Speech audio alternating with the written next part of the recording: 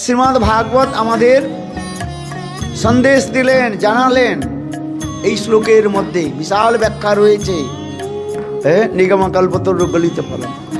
কিন্তু তথাপি আবার শ্রীমদ্ ভাগবত আমাদের আশীর্বাদও দিলেন। কি আশীর্বাদ দিলেন?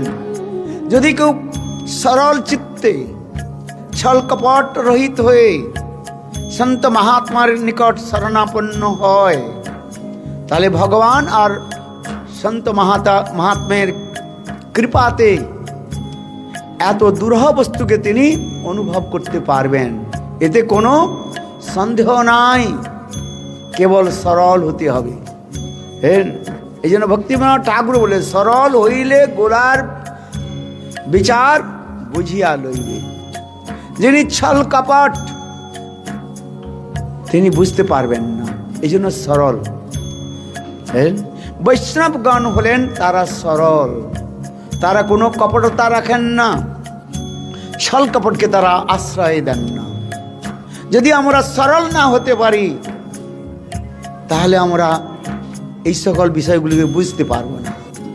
মহাপ্রভুর বিচার আচার, মহাপ্রভুগণের যে বিচার আমরা বুঝতে পারবো যদি আমরা সরল হই।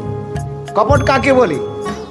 হৃদয়ের মধ্যে বিষ রয়েছে আর মুখের সুন্দর সুন্দর শব্দের দ্বারা লোককে মোহিত করে, কিন্তু হৃদয়ের মধ্যে বিষ রয়েছে, ছল কপট রয়েছে।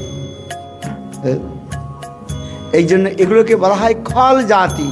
এই খলতা আমাদের দূর করতে হবে, ছল কপটকে আমাদের ত্যাগ দিতে হবে, আর বাস নিষ্কপট হয়ে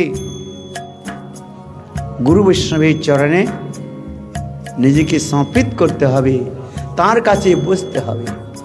তাহলে স্বাভাবিক রূপে সেই কথাগুলো আমাদের হৃদয়ের মধ্যে